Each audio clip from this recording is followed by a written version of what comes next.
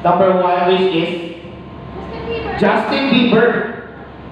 Which is Justin Bieber. If you have stuck to your first choice, which is number 8, and according to you, isa rin. Bakit? Yun. Hindi lang totoo yun eh. Yan. But anyway, so you have chosen Justin Bieber. What if I tell you, I have predicted this day. What if I tell you guys, na before we started, I really know that you will choose Justin Bieber.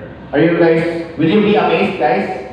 Because right in my envelope is the picture of Justin Bieber.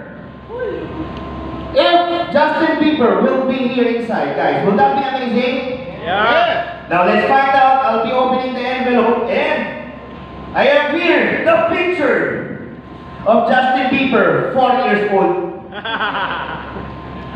4 years old. You can have this as a souvenir.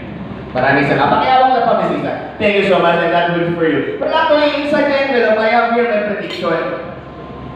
The prediction that I'm talking about, I have here a prediction. Now let's open the envelope.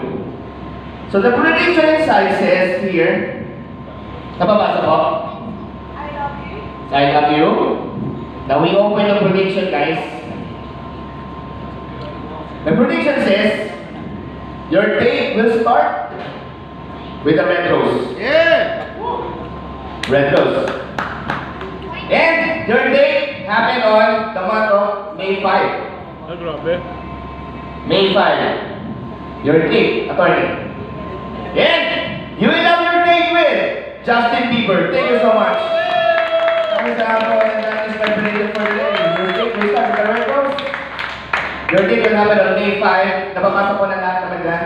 And you will have your day with Justin Bieber. Can you please open?